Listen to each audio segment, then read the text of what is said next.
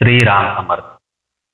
सद्गुरु श्री ब्रह्मचैतन्य गोंदवलेकर महाराज यांचे प्रवचन 18 डिसेंबर.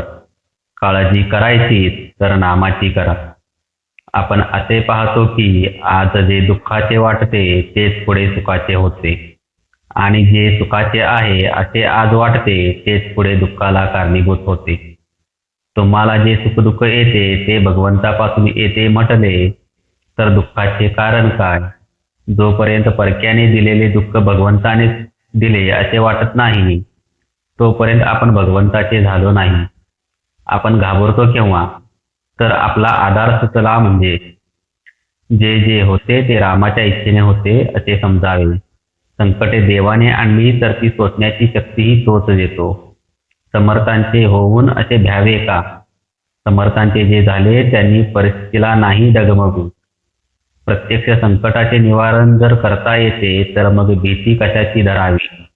मुळात जी भीती नाही ती तुम्ही मनाने निर्माण करता याला काय म्हणावे? खेळातली सोंगटी मेली म्हणजे त्याचे सुखदुःख कोणी करतो का? तसे व्यवहारात आपण वागावे.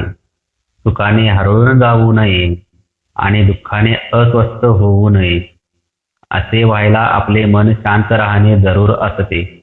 जोपर्यंत मी करता आहे अशी भावना असते तोपर्यंत सुखदुःखाचे हेलकावे मनाला बसतात. म्हणून कर्तेपण रामाकडे द्यावे आणि देहाने कर्तव्यात राहून मन शांत ठेवावे. परिस्थितीचा परिणाम माझ्या मनावर घडू देऊ नको देवा असे म्हणावे. परिस्थितीत बदल असे देवाला म्हणू नये. ज्याप्रमाणे एका देवीस रक्तात मिसळावे त्याप्रमाणे काळजी आपल्या अंगात भिनली आहे. त्याला वरून औषध लावले तर उपयोग होत नाही. ह्यासाठी भगवंताच्या अनुसंधानाचे इंजेक्शनच पाहिजे. जे दुर्गुण भगवंताचा विसर पाडायला कारण होतात त्या सर्वांचा संग्रह म्हणजे काळजी होय.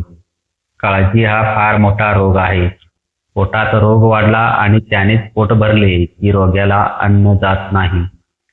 त्याचप्रमाणे ज्याला काळजी फार त्याच्या हृदयात आनंद जाऊच शकत नाही. या काळजीचे आई बाप तरी कोण? देहबुद्धीमुळे आपल्याला काळजी लागते. देहबुद्धी म्हणजे वासना. वासना आणि अहंकार हे काळजीचे आई बाप आहेत. अशा और स्वभावाचे आई बाप असल्यावर पोर असे विचित्र असायचेच. भगवंताचे स्मरण करीत गेल्याने आईचा आणि मुलीचा मृत्यू बरोबर घडून येतो. वासना आणि काळजी दोघीजणी एकदम मरतात.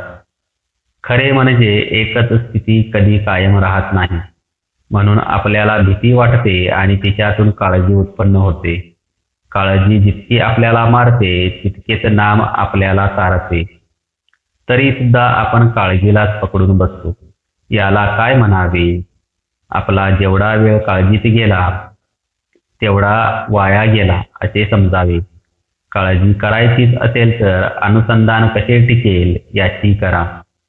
जय जय रघुवीर समर्थ. आजचे बोधवचन. नामाची काळजी घ्या म्हणजे काळजी करायची वेळच येणार नाही. श्रीराम समर्थ.